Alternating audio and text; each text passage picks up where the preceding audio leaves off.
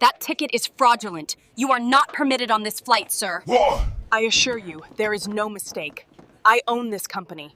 Sir, you need to step aside. That seat is not for people like you.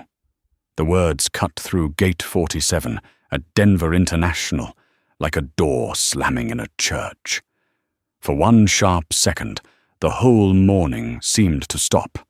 The coffee machines hissed behind the crowd. A child's suitcase wheel clicked against the tile. Somewhere above them, a flight announcement echoed through the glass ceiling.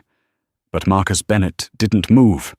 He stood in the first-class boarding lane with a leather portfolio tucked beneath one arm, a boarding pass in his hand, and a calmness that made people uneasy. Seat 2A, first class, paid in full. Ashley Monroe, the gate agent, stared at the pass as if it had personally offended her. She was 29, polished, blonde, and standing behind the counter with the kind of smile that had been trained into her but not felt. Her navy uniform was sharp, her name tag gleamed, her eyes did not. She looked from the boarding pass to Marcus's face, then back again. "These tickets are almost $5,000, sir," she said, louder this time. "Are you sure this belongs to you?" A few heads turned. Marcus heard the shift before he saw it, the soft pause of strangers deciding whether to become witnesses or spectators. He had lived long enough to know the difference. "I am sure," he said. His voice was low, even. Controlled, Ashley's lips tightened. "May I see your identification?" Marcus handed over his driver's license without argument. His fingers were steady, his breathing slow. He had built companies through recessions, negotiated with men who smiled while trying to destroy him, and sat in boardrooms where people mistook him for security before asking him for coffee. This was not new. That was what made it hurt. Ashley glanced at the license, then at the ticket again. She did not scan it right away. She held it in her hand, letting the moment stretch. Behind Marcus, a man in a brown sports coat sighed loudly. "There is always something with boarding these days," the man muttered to his wife. His wife leaned close, but not close enough. Maybe he is in the wrong line. Marcus heard her. So did Ashley. Something in Ashley's posture changed, a little straighter, a little colder. Authority is a dangerous thing when it meets approval from a crowd. "Sir, we have had issues with fraudulent upgrades," she said. "For everyone's comfort, I need you to step out of line while we verify this. For everyone's comfort." The phrase landed harder than the first insult.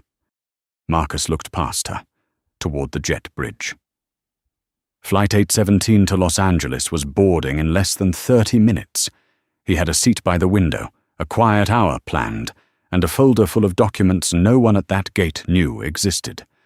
Documents that carried the future of Meridian Air, his airline. But he didn't say that. Not yet. A young mother nearby lowered her phone from her ear and watched. An older veteran in a navy cap frowned, sensing something wrong but unsure whether to speak. Two teenagers near the window lifted their phones, pretending to check messages while their cameras pointed toward the counter. Ashley noticed the attention. Instead of softening, she leaned into it. "Mr. Bennett," she said, reading his name like it was a question. "I need proof that you purchased this ticket yourself. Credit card, receipt, confirmation email. Something that shows this was not acquired improperly. Acquired." There it was, a clean word with a dirty meaning. Marcus's jaw tightened by less than an inch. No one else would have noticed. But Ashley did, and for a moment, she mistook restraint for weakness. "Sir, are you refusing to cooperate?" Marcus slowly took his phone from his pocket. "Not refusing," he said. He opened the camera and placed the phone at his side, angled just enough to capture the counter, Ashley's face, and the growing circle of passengers. "I am documenting." Ashley blinked. Excuse me? Marcus looked directly at her then. Not angry, not afraid, just present. Every word, he said. The air around them changed. A boarding agent at the next counter stopped typing. The man in the sports coat went quiet. The veteran in the navy cap turned fully now, his eyes fixed on Ashley. For the first time, doubt flickered across her face, but pride moved faster. She reached for the radio clipped to her belt.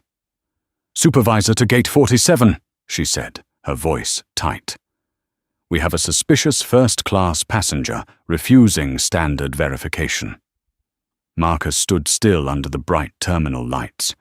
He could feel every stare, every judgment, every old wound dressed up as procedure, and beneath it all he felt something colder than anger, clarity.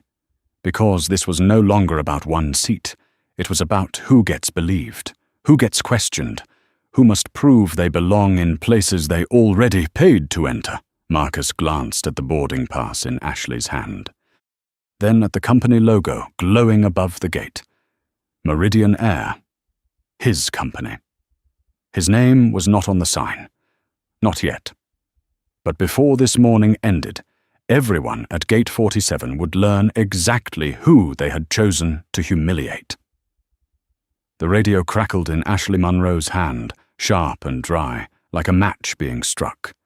For a moment, no one spoke. Marcus Bennett stood beside the first-class lane, his phone still angled downward, recording every breath of the scene. The terminal lights washed across his face. They made him look almost carved from stone. Ashley mistook that stillness for surrender. "Sir, I am going to ask you one more time," she said. "Step away from the boarding area." Marcus looked at the silver sign above the counter.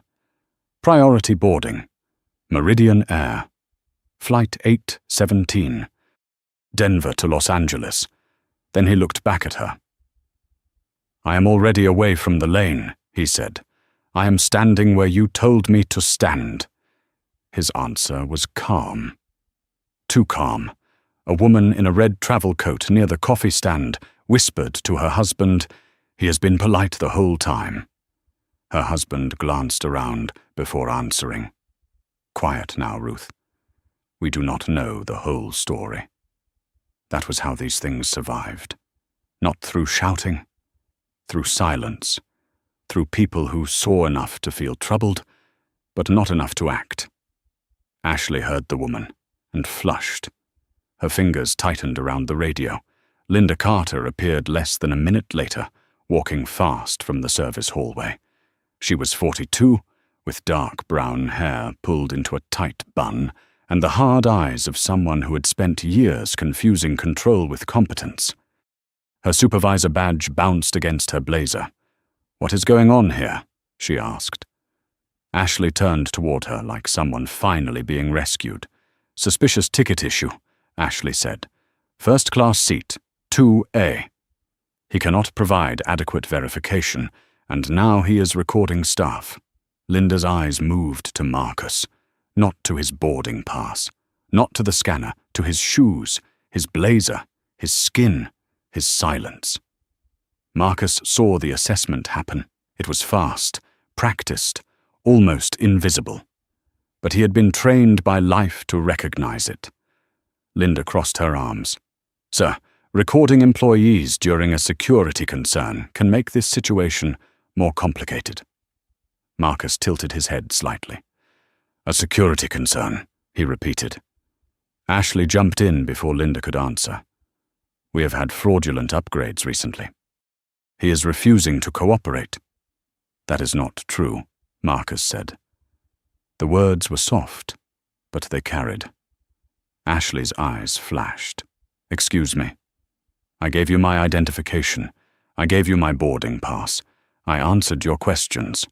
What I refused to do was accept being treated like a criminal for standing in the correct line." A few passengers shifted. Someone let out a low breath. The veteran in the navy cap stepped closer, his hands wrapped around the handle of his cane. Linda noticed the movement and raised her voice. "Sir, we are not discussing race or feelings. We are discussing procedure. There it was again. Procedure. A clean blanket thrown over a dirty floor.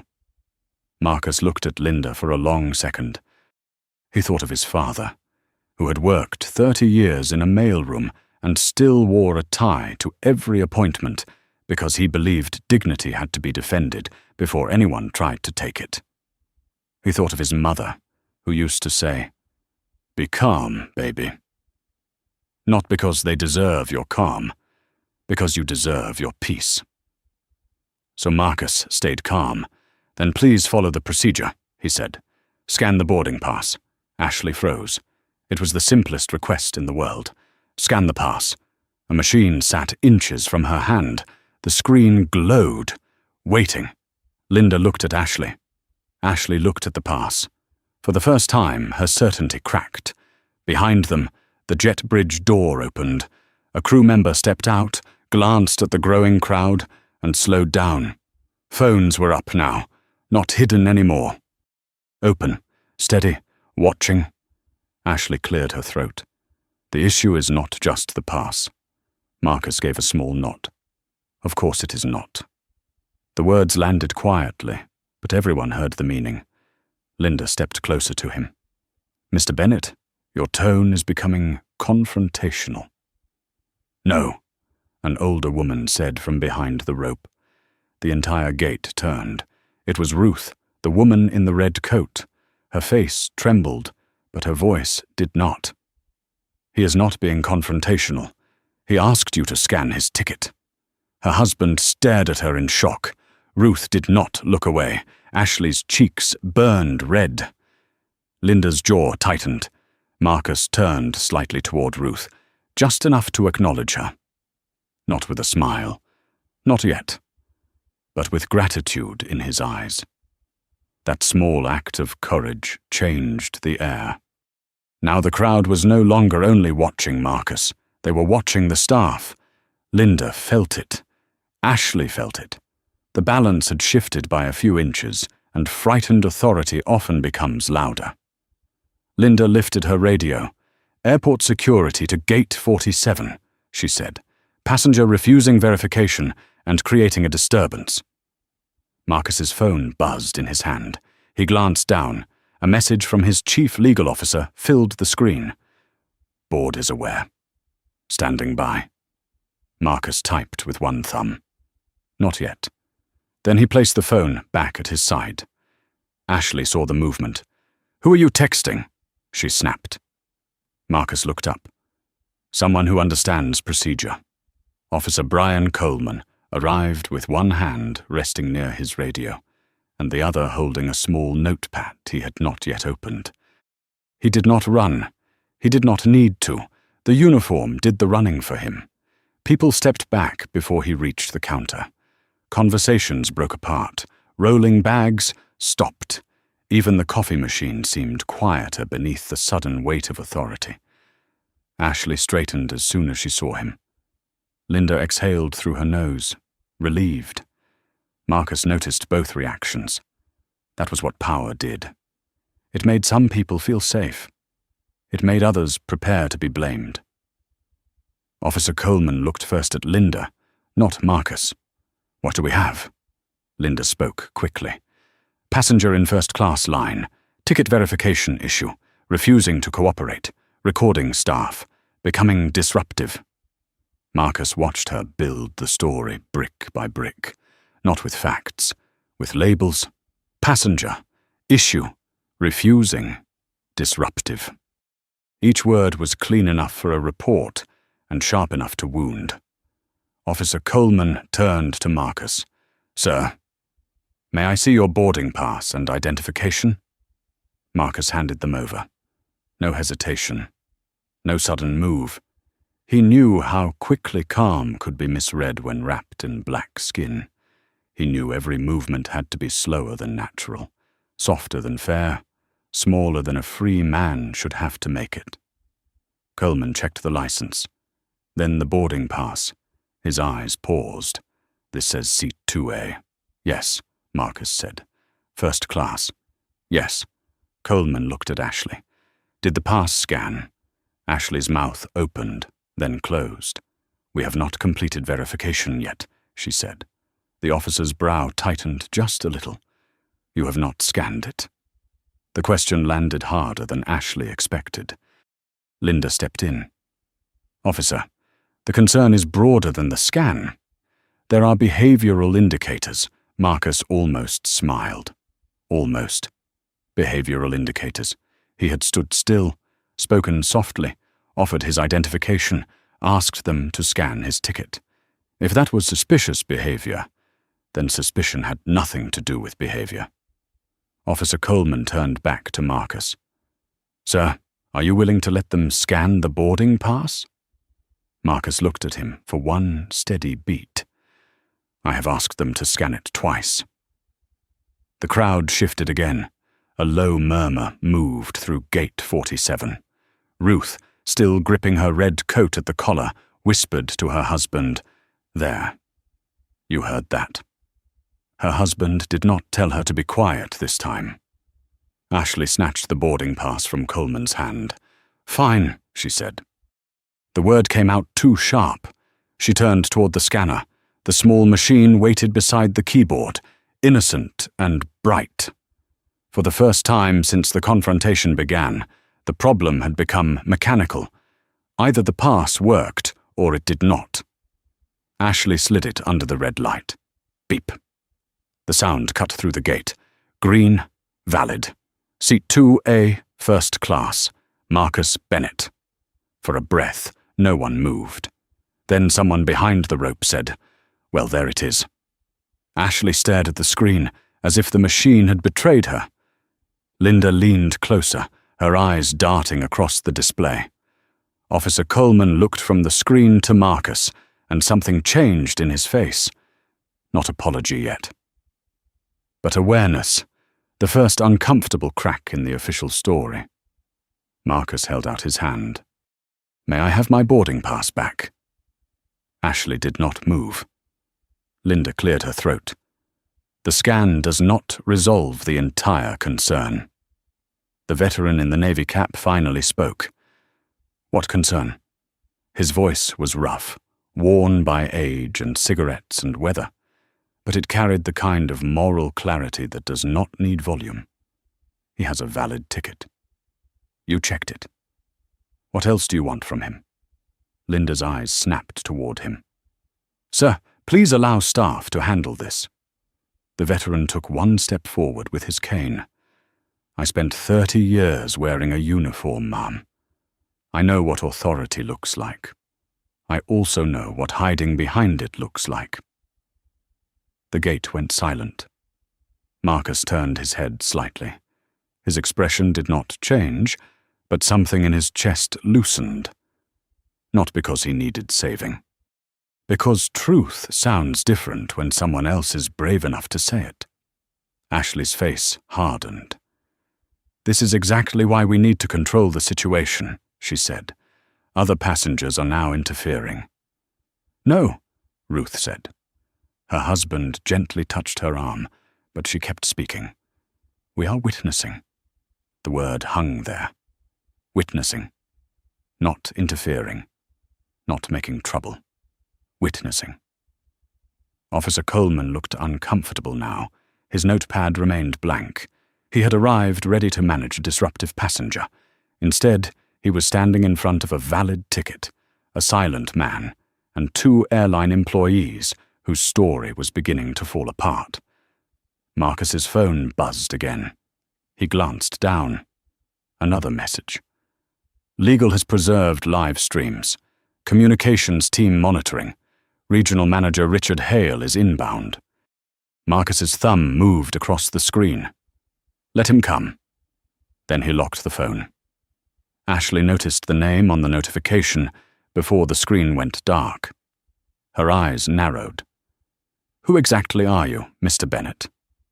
Marcus placed the phone back into his pocket. "A paying passenger," he said. "For now." Richard Hale arrived with the speed of a man who believed every problem could be solved by standing taller than everyone else. He came through the side corridor in a charcoal suit, his tie tight, his jaw tighter, A leather tablet case was tucked under his arm. His eyes swept across the gate before his feet stopped moving. Phones. Too many phones. That was the first thing he noticed. Not Marcus. Not the valid boarding pass. Not the embarrassed officer standing near the counter. Richard saw the cameras first, because men like him often cared about damage only when it could be seen. Linda stepped toward him quickly. Richard, thank goodness, he held up one hand. Not now. His voice was low, but it cut. Ashley stood behind the counter, pale now, her fingers resting on the scanner that had already told the truth. Officer Coleman remained beside Marcus, his notepad still blank, his face caught between duty and doubt. Richard turned to Marcus at last. Mr. Bennett, I am Richard Hale, Regional Operations Manager for Meridian Air. I understand there has been some confusion. Marcus looked at him. No confusion, he said. My boarding pass was valid. Richard's mouth tightened. I see that.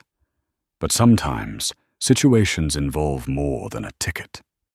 My staff believed there were concerns that needed to be addressed. Ruth let out a soft sound, half disbelief, half anger. The veteran in the navy cap tapped his cane once against the tile.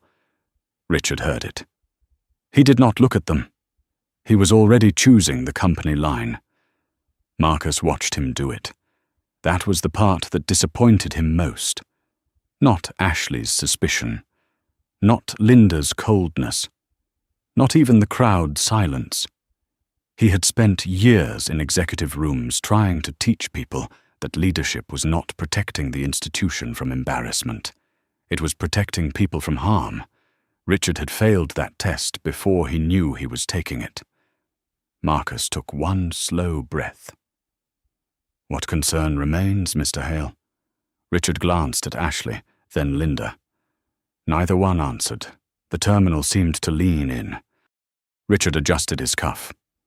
For everyone's safety, we need to verify the purchase history and account used to obtain the ticket. A low murmur rose from the crowd. Officer Coleman looked down at the boarding pass again. Sir, he said carefully, the passenger has valid identification and a valid ticket. I do not see a security issue at this point. Richard's eyes flashed. He did not like being corrected in public, especially by security, especially with cameras watching. Officer, I appreciate your input, but Meridian Air has internal protocols. Marcus nodded once. Then follow them. Richard blinked. Excuse me? Follow them, Marcus said again. Scan the ticket. You did. Confirm the ID. You did. Check the reservation. You can. What policy requires a first-class passenger to provide credit card statements at the gate after the ticket has already been validated? The question was plain. That made it dangerous. Richard opened his mouth. No answer came. Ashley looked at the floor. Linda's face hardened, as if pride itself had become painful. A younger man near the window lifted his phone higher. His live stream had grown from a handful of viewers to thousands. The comments rolled too fast to read.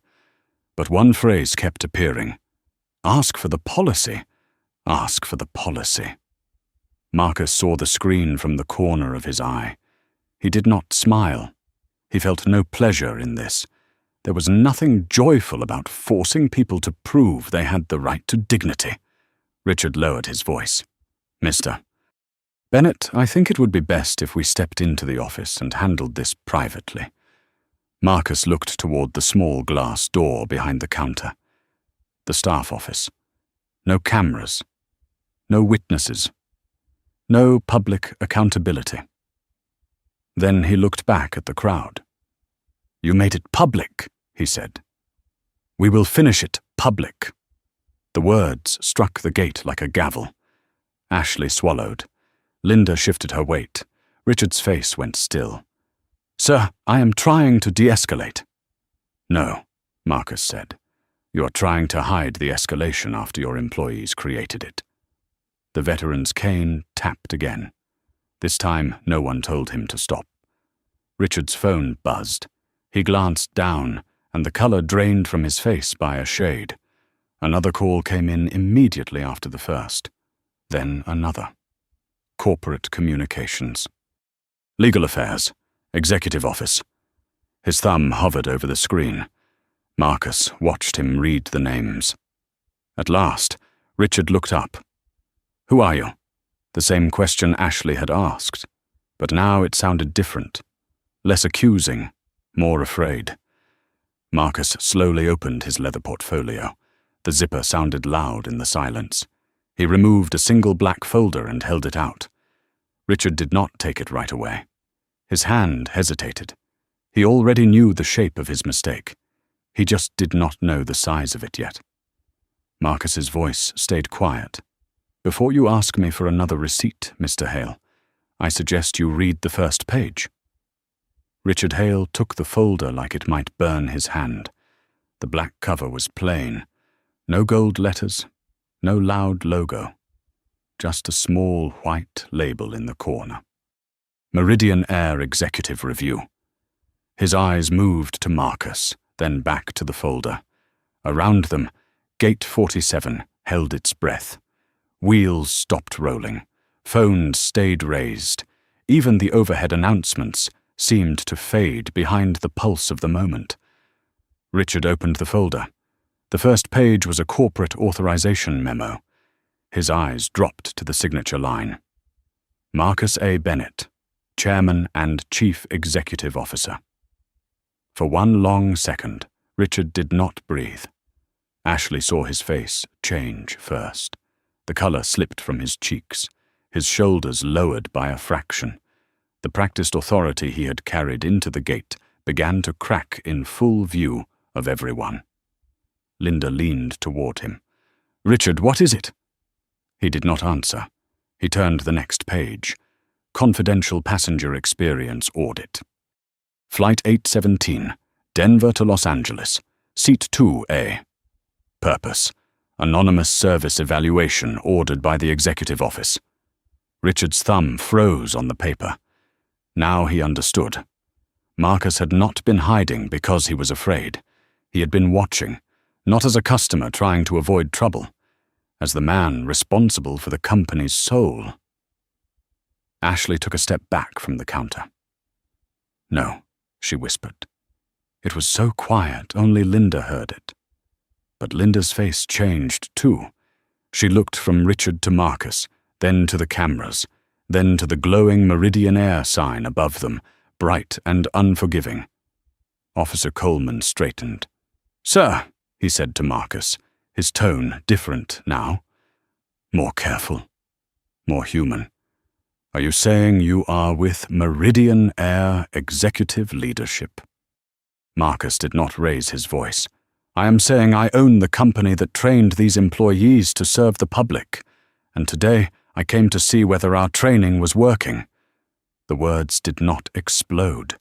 They settled, heavy, final.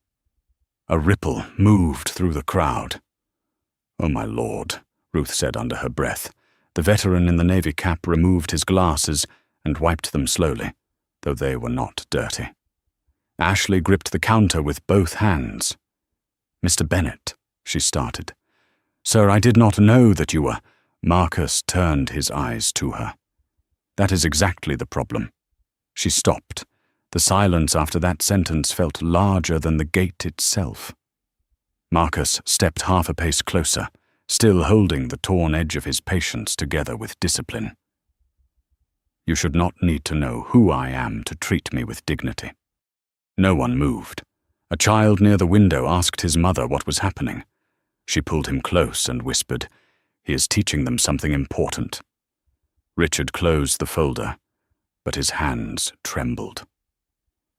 "Mr. Bennett, I think we need to move this conversation somewhere private. Immediately." Marcus shook his head once. "No." Richard swallowed. "Sir, this is now a corporate matter." It became a corporate matter when your employees turned a valid ticket into a public accusation, Marcus said. It became a public matter when they called security without scanning the pass. It became a moral matter when people stood here and watched a man be measured by everything except the truth. Linda's face tightened, as if each word found its mark. Ashley looked down, blinking fast. For the first time, she seemed young. Not innocent, just young enough to realize that one careless decision can become a mirror no one wants to face. Officer Coleman handed Marcus back his boarding pass with both hands. "Mr. Bennett, I apologize for my part in this. I should have asked for the scan first." Marcus looked at him. "Yes, you should have." Coleman nodded. He accepted it. No defense, no excuse.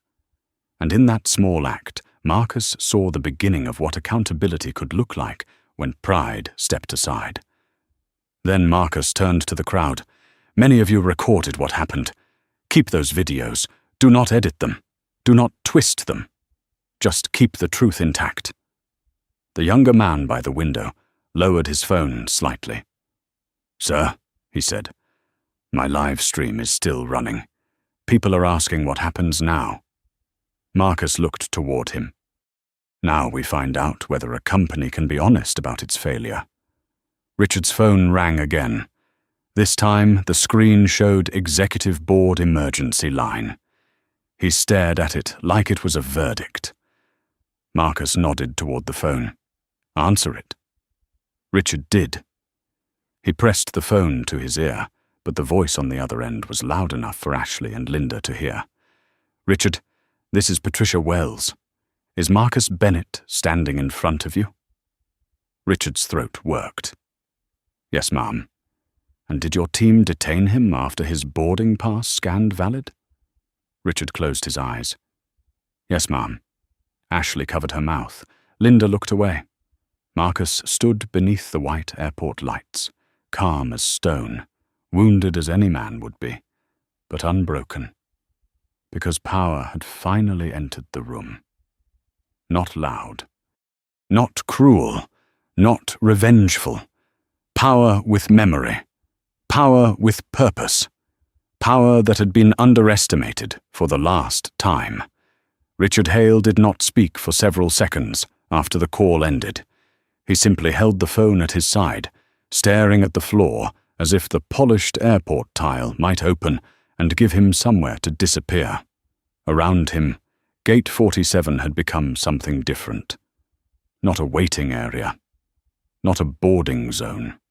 A courtroom without walls. Ashley stood behind the counter, one hand pressed against her stomach. Her lips moved as if she were rehearsing an apology, but no sound came out. Linda Carter kept her arms crossed, though the posture no longer looked strong. It looked defensive, small. She glanced toward the passengers, then toward Marcus, then toward the security officer, who had stopped taking her side the moment the truth became visible. Marcus saw all of it. He saw fear. He saw regret. He also saw calculation. "There is a difference." Richard finally cleared his throat. "Mr. Bennett, the board has requested that we pause boarding while we review the incident." Marcus looked toward the gate screen. Flight 817 still glowed in blue letters. "On time. Los Angeles. First class boarding soon." "No," Marcus said. Richard blinked. "Sir, do not punish the passengers for your team's conduct. Board the flight on schedule." Ashley looked up, startled. Linda's eyebrows pulled together. Marcus continued, his voice even. The customers at this gate did not create the failure. They should not miss meetings, funerals, family visits, or medical appointments because Meridian Air has a leadership problem. Ruth lowered her phone slowly. Her eyes softened. The veteran in the navy cap nodded once, almost to himself. That was the part no one expected. They had watched Marcus be humiliated. They had expected anger, maybe a threat, maybe a demand that the flight be cancelled and everyone involved be marched away. But Marcus was not interested in spectacle.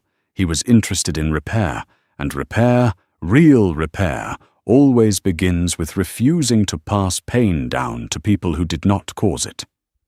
Richard swallowed. Then how would you like to proceed? Marcus turned to Officer Coleman. Officer, from your perspective, is there any lawful reason I cannot board this aircraft? Coleman stood straighter. No, sir. Not based on what I have seen. Marcus nodded. Thank you. Then he turned to Ashley. Please print a new boarding pass. Ashley froze. Her eyes widened. For me, Marcus added. Seat 2A. The request was simple. That made it devastating. Ashley's fingers trembled over the keyboard. The printer behind her hummed to life. A thin white strip slid out, ordinary and quiet, like the machine had no idea it was printing the evidence of a company's shame. She picked it up with both hands and stepped around the counter. Mr. Bennett, she said. Her voice cracked. I am sorry. Marcus looked at her. For what? Ashley blinked fast. For what I said. For how I treated you. For assuming. Marcus did not interrupt. She looked down at the boarding pass. I thought I was protecting the cabin. I thought I was following my instincts. Marcus's face remained calm, but his eyes sharpened. Your instincts were not trained by safety, Miss Monroe. They were trained by bias. The words landed hard. Ashley flinched, but she did not look away. That matters, Marcus continued, because when bias wears a uniform, people get hurt, and the harm looks official. No one spoke. Even the passengers who had doubted him looked ashamed now. The man in the brown sports coat stared at his shoes. His wife wiped at her eye with a tissue, though Marcus could not know whether the tear came from remorse or embarrassment. Linda stepped forward. Mr. Bennett, with respect, I believe Ashley made a mistake under pressure. This does not reflect who we are as a team. Marcus turned to her. It reflects exactly who you were when no one important was supposed to be watching. Linda went still. That was the sentence that broke her defense. Not because it was loud. Because it was true. Richard lowered his head. Officer Coleman looked away, giving Linda the privacy of her public reckoning. Marcus accepted the new boarding pass from Ashley. Thank you, he said. The courtesy stunned her more than anger would have. He turned to the passengers. We will board shortly. I ask that everyone treat the crew with respect. But I also ask you to remember this. Respect is not silence. If you see someone being treated unfairly, witness it. Record it if needed. Speak carefully. Speak truthfully. But do not look away. The veteran lifted his cane slightly. Amen to that. A few people murmured agreement, not applause. This was not that kind of moment. It was heavier than applause. Marcus looked back at Richard. After this flight departs, preserve all footage, radio traffic, employee notes, passenger complaints, and prior reports involving similar incidents at this station. Richard nodded. Already underway, sir. Marcus's phone buzzed again. Patricia Wells, he answered. Yes. Her voice was calm but firm. The board is ready for emergency review. Do you want personnel placed on leave now? Marcus looked at Ashley. Then Linda. Then Richard. Each of them waited for judgment. Marcus breathed in slowly. Place them on administrative hold pending investigation, he said. Not for revenge. For truth. Then he ended the call. The gate agent microphone sat on the counter. Marcus pointed to it. Begin boarding. Ashley Monroe's hand hovered over the gate microphone, but she could not bring herself to touch it. The microphone had been in her hand 1,000 times. Boarding calls, delay notices, seat changes, routine words that moved people from one place to another. Now it felt heavier than a verdict. Linda saw the hesitation and reached for it instead. But Richard stopped her with a small shake of his head. No, he said quietly. Ashley started this. Ashley will finish the boarding. Ashley looked at him, wounded by the fairness of it. Then she picked up the microphone. Her voice came out thin at first. Ladies and gentlemen, Meridian Air Flight 817 to Los Angeles will now begin boarding first-class passengers and active duty military. She paused. Her eyes flicked toward Marcus. He stood beside the lane, still holding his portfolio, still wearing the calm face of a man who had learned not to bleed in public. Ashley swallowed. "We apologize for the delay," she added. "Thank you for your patience." The announcement echoed across the terminal. No one cheered. No one rushed forward. The first-class passengers moved slowly, as if the ground beneath Gate 47 had changed texture. The man in the brown sports coat stepped toward the scanner, then stopped beside Marcus. He looked older now. Smaller. "Sir," he said, voice low. "I said something earlier.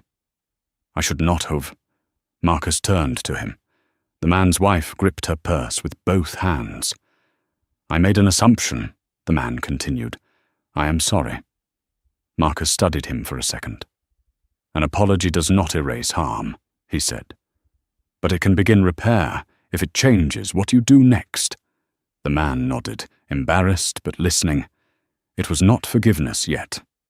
It was instruction. That mattered more. Ruth stepped forward next. She did not try to hug Marcus. She did not make the moment about herself. She simply touched 2 fingers to her chest. "I should have spoken sooner," she said. Marcus's expression softened. "You spoke when it counted." Her eyes filled, but she smiled through it. The veteran in the navy cap waited until his boarding group was called. Then he stopped in front of Marcus and extended his hand. "Name is Harold Whitaker," he said. "United States Army. Retired." Marcus shook it. Marcus Bennett. Harold gave him a knowing look. I figured there was more to that name than they understood. Marcus released his hand slowly. "There always is," he said. "With everyone." Harold nodded at that, and the word seemed to settle into the people nearby. There always is. With everyone. That was the lesson no training manual had managed to teach Ashley. Behind every passenger was a life, a mortgage, a funeral, a diagnosis, a first grandchild, a last chance, a quiet battle no uniformed stranger could see, and in Marcus's case, a company. His company. Ashley scanned boarding passes with hands that still trembled. Every beep made her flinch. Each green light felt like a reminder of the one she had refused to trust. When Marcus finally stepped forward, the whole gate seemed to tighten around him. Ashley looked at his new boarding pass, then at the scanner, then at him. For one awful second, everyone remembered the first moment.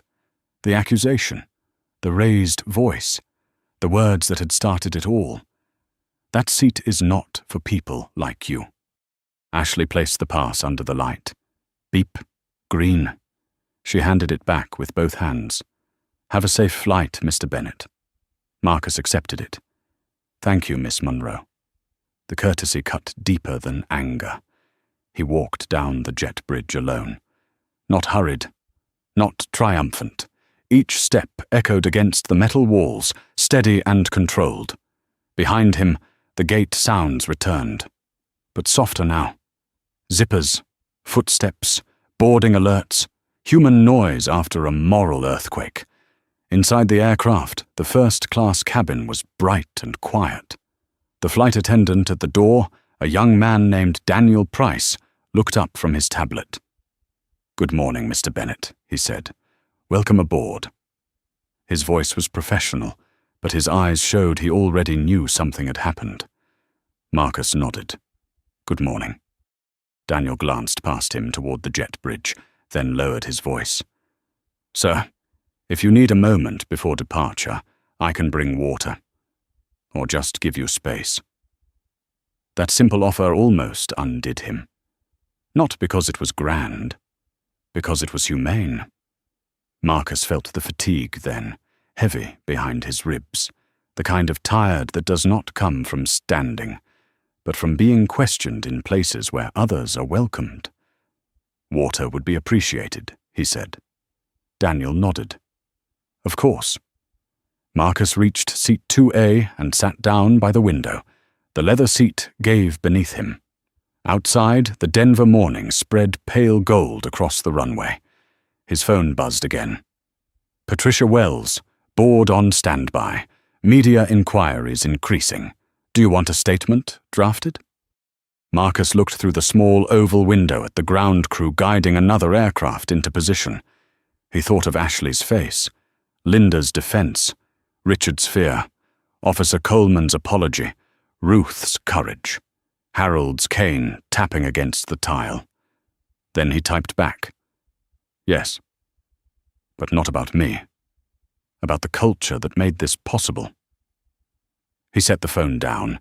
The aircraft door remained open behind him. Passengers continued boarding. Some recognized him now. Some avoided his eyes. Some offered small nods, the quiet kind people give when shame and respect meet in the same room. Marcus did not need their praise. He needed the company to learn. As the cabin filled, Ashley's voice carried faintly from the gate one last time. Final boarding for Meridian Air Flight 817. Marcus closed his eyes. Not to rest. To remember. The cabin door closed with a soft mechanical thud, and the sound seemed to seal Marcus Bennett inside a silence heavier than the aircraft itself. Around him, passengers clicked seatbelts into place. Overhead, bins snapped shut. A baby fussed somewhere in coach. The engines began their low, steady growl beneath the floor. Daniel Price returned with a bottle of water and a napkin folded around a glass. Here you are, sir, he said quietly. Marcus took it. Thank you, Daniel. The young flight attendant paused, surprised that Marcus had noticed his name. For a second, Daniel looked like he wanted to say more. His fingers tightened around the service tray. His eyes moved toward the front galley, then back to Marcus. I heard part of what happened at the gate, he said. Marcus opened the water but did not drink yet. Most people did. Daniel's face tightened. I am sorry, sir. I know that does not fix anything. No, Marcus said. But it matters when it is honest. Daniel nodded, then lowered his voice. My mother is 68. She still dresses up to fly because she says people treat her better when she looks expensive. I used to think she was being dramatic. His eyes dropped. I do not think that anymore. Marcus looked at him then. Really looked. Daniel was young, maybe 26, with tired eyes and a careful kindness that had not yet been trained out of him. Hold on to that feeling, Marcus said. Do not let the uniform make you forget your mother. Daniel swallowed. Yes, sir. He moved back toward the galley. The aircraft pushed away from the gate. Outside the window, Denver slid backward in slow motion. Ground crew in orange vests guided the plane with glowing wands. The world looked organized from a distance. Clean lines, clear signals. Everyone moving where they were supposed to move. Marcus knew better. Systems could look orderly and still be unfair. His phone buzzed before the safety video finished. Patricia Wells again. Draft statement ready. Board wants guidance before release. Marcus stared at the screen. The easy statement would be predictable. Meridian Air is aware of an incident. We take all allegations seriously. We are investigating. Cold words, corporate words, words that absorbed pain without admitting it. He had approved too many statements like that before he understood their failure. He typed slowly. Do not say incident. Say failure. Do not say passenger. Say Mr. Bennett only after stating this could have happened to anyone. Do not defend the brand. Defend the standard. He stopped, then added, and say we are sorry without hiding behind process. The plane turned toward the runway. Across the aisle, the man in the brown sports coat sat stiffly in his seat. His wife stared out the window, twisting her wedding ring. A few rows back, Ruth folded her hands in her lap. Harold Whittaker placed his cane carefully beneath the seat in front of him and looked toward Marcus with quiet respect. No one knew what to do with the shame in the cabin, so they sat with it. That was not a bad thing. Sometimes shame was the first honest feeling after denial. The captain's voice came over the speakers. "Ladies and gentlemen, this is Captain Reynolds from the flight deck. We are cleared for departure to Los Angeles. We appreciate your patience this morning." A pause followed. Then his voice softened. "And on behalf of the crew, we are committed to making this flight safe and respectful for every person on board." Marcus lifted his eyes. Daniel Price had told the captain. Or perhaps word had already moved faster than the aircraft. Either way, the sentence mattered. It did not erase the harm, but it placed a marker in the air.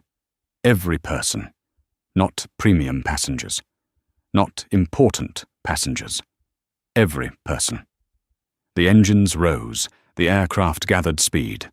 Marcus felt the pressure push him back into the seat. Runway lights blurred beside the window. The cabin trembled. Then the wheels lifted, and Denver dropped away beneath a thin veil of morning haze. Only when they were above the clouds did Marcus let himself breathe fully.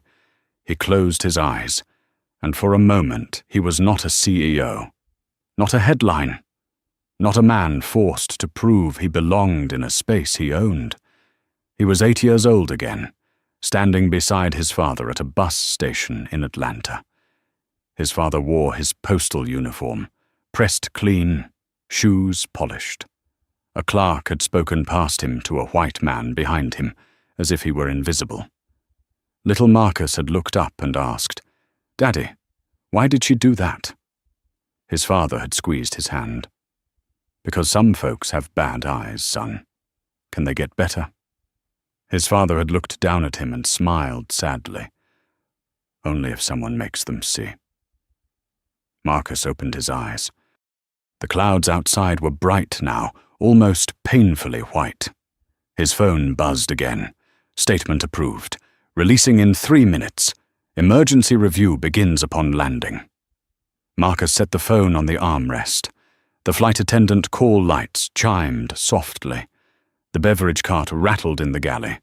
Life continued, as it always did after harm, asking whether anyone had learned enough to make tomorrow different. Marcus looked down at the Meridian Air logo, printed on his napkin. For years he had thought ownership meant control. Now he understood it meant responsibility, and responsibility had just taken off with him. The statement went public somewhere over the Rocky Mountains. Marcus did not see it first. Ruth did. She was 3 rows behind him, wearing reading glasses low on her nose, scrolling through her phone with the careful movements of someone who did not fully trust touch screens. Her husband leaned toward her.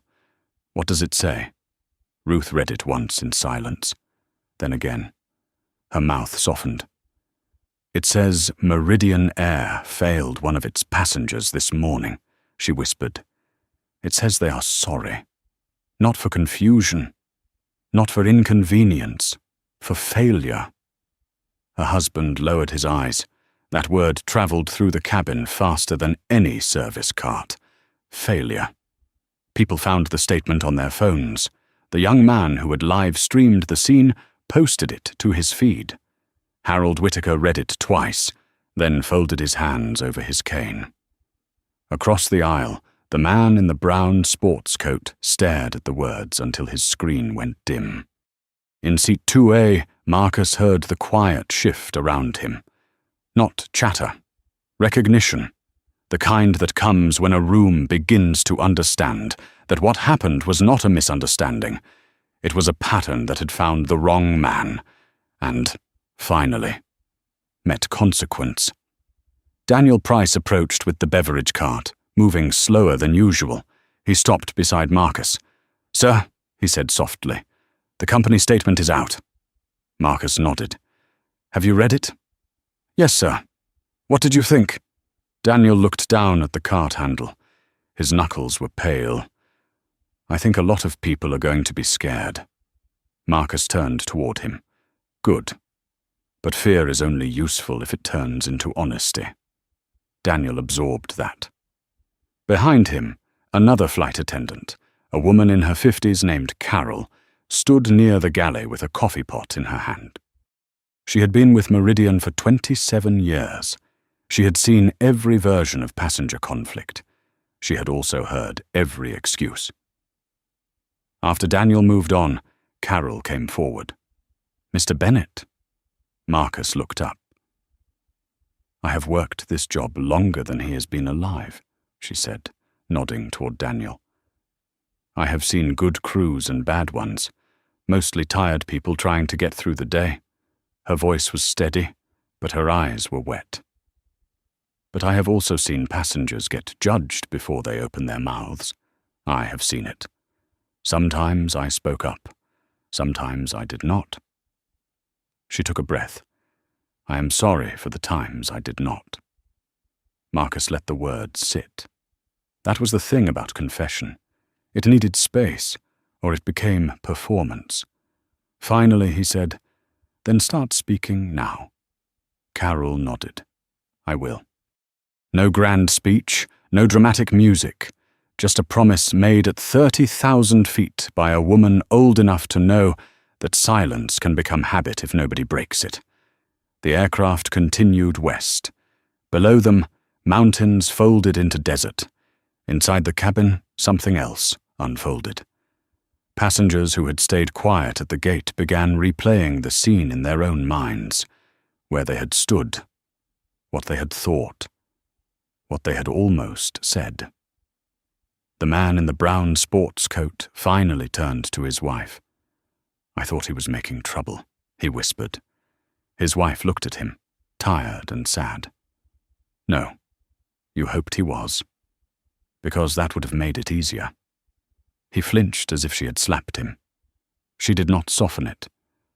"You always taught our grandchildren to tell the truth," she said. Today we both waited for someone else to do it. He looked toward Marcus but did not speak again. Some lessons arrive too late to be comfortable. Marcus's phone buzzed steadily now. News alerts, board messages, legal updates. Patricia Wells sent a summary. Prior complaints involving Ashley Monroe.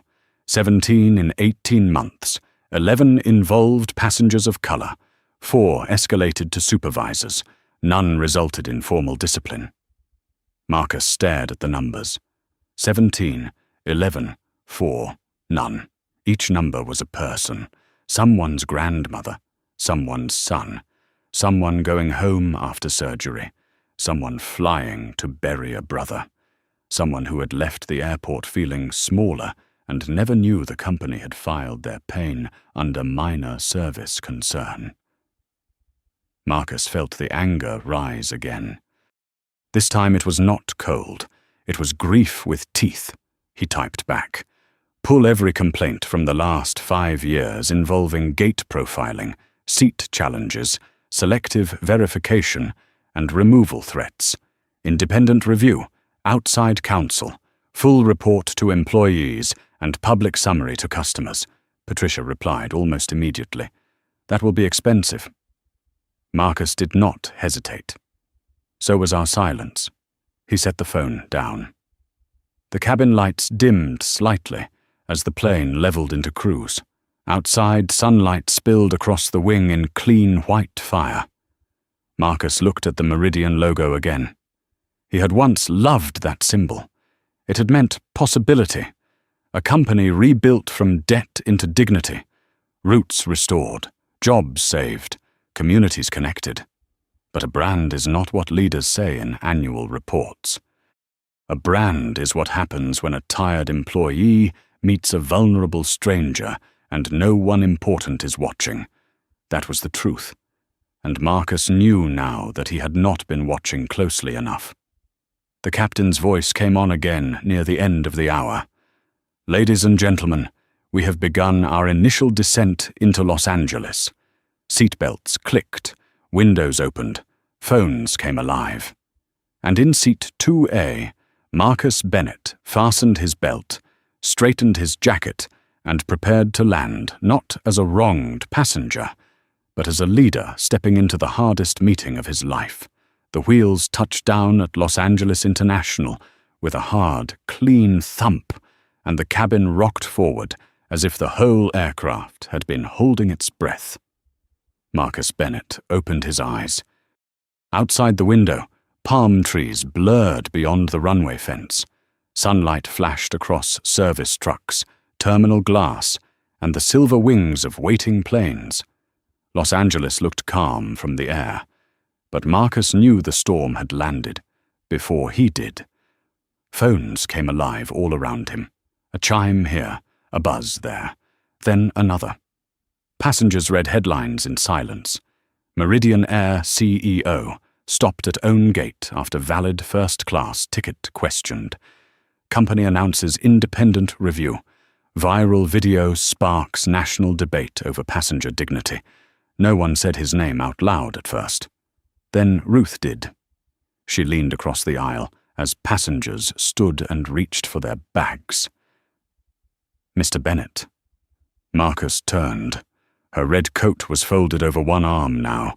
Her face looked tired but clearer than before. "Thank you for not turning your pain into punishment for all of us," she said. Marcus held her gaze. "Thank you for not letting silence win." Ruth pressed her lips together and nodded. Her husband stood beside her, quiet, humbled, no longer hiding behind uncertainty. Harold Whitaker waited until the aisle opened. He lifted his cane, stepped carefully into the aisle, and gave Marcus a small salute. Not military this time, human. Marcus returned it with a nod. Daniel Price stood at the aircraft door as passengers exited. He thanked each person by name when he could. His voice was different now, softer, more awake. When Marcus reached him, Daniel stepped aside. "Sir, your car is waiting at the executive terminal. Ms. Wells is already on the conference line." Marcus adjusted his portfolio under his arm. "And Ashley Monroe?" Daniel's face tightened. "Placed on administrative hold. Linda Carter and Richard Hale, too. The board started the review while we were in the air." Marcus looked down the jet bridge. "Good." Daniel hesitated. "Sir, people online are calling for them to be destroyed." Marcus turned back. "We are not here to destroy people, Daniel. We are here to stop harm. Accountability is not cruelty. But mercy without truth is just permission." Daniel absorbed that like a lesson he would carry for years. "Yes, sir." At the terminal, 2 Meridian executives waited near a private corridor. Patricia Wells stood in the center, silver hair pulled back, tablet in hand, eyes sharp with urgency. She had known Marcus for 12 years. She had seen him negotiate mergers, survive public crises, and fire men twice his age without raising his voice. But when she saw him step off that jet bridge, something in her expression softened. "Marcus," she said. "Not sir, not Mr. Bennett, just Marcus." For one brief second, he looked tired enough to be only a man. Then the moment passed. "What do we have?" he asked. Patricia fell into step beside him. "The videos are everywhere. Major networks are requesting interviews. The Department of Transportation has asked for preservation of records. Outside counsel is ready. The board wants immediate action." Marcus walked through the corridor, the fluorescent lights sliding over his face. "Then we give them action." They entered a quiet conference room overlooking the runway. On the screen, board members appeared from different cities. New York, Dallas, Atlanta, Seattle, serious faces in expensive rooms. Marcus remained standing. No opening joke, no polite delay. He placed the black folder on the table. This morning, I was treated as a threat because I didn't match someone's idea of who belongs in first class. My ticket was valid. My identification was valid. My conduct was calm. None of that protected me. The room was silent. So I want everyone here to understand this clearly. The scandal is not that it happened to me. The scandal is that it has happened to customers with less power, less money, and no cameras, and we taught our employees by neglect that this was acceptable. A board member lowered his eyes. Marcus continued. Effective immediately, every complaint involving selective verification, gate profiling, seat removal threats, or unequal service goes to independent review. Every station manager will be retrained. Every supervisor will be evaluated. We will publish what we find, not the parts that flatter us. The truth. Patricia watched the board faces shift. Concern, fear, respect. Then Marcus said the sentence that ended the old Meridian Air. If dignity depends on status, then we are not an airline. We are a gatekeeper for prejudice. No one argued. 6 months later, Gate 47 looked ordinary again. Travelers rolled bags across the same polished floor. Coffee hissed from the same machines. Announcements echoed beneath the same glass ceiling. But behind the counter, the training had changed. The rules had changed. The culture had begun to change. Employees were taught to scan first, assume less, listen longer, and remember that every passenger carried a life unseen. Complaints were no longer buried under polite language. They were studied, named, corrected. Ashley Monroe never returned to the gate. Linda Carter left management. Richard Hale resigned after the review found years of ignored warnings. But Marcus did not celebrate their fall. He knew better. A broken culture is never repaired by one firing. It is repaired by daily courage, by witnesses who speak, by leaders who listen, by strangers who remember that respect is not a reward for wealth, title, or appearance. It is the starting point of being human. And somewhere, on another morning, in another airport, a passenger stepped into a first-class line, wearing simple clothes and carrying a quiet story no one could see. This time the agent smiled, scanned the ticket, and said, "Welcome aboard." If this story reminded you that dignity should never have to prove itself, please like this video, subscribe for more stories that stand for justice, and comment these 3 words below. Never stay silent.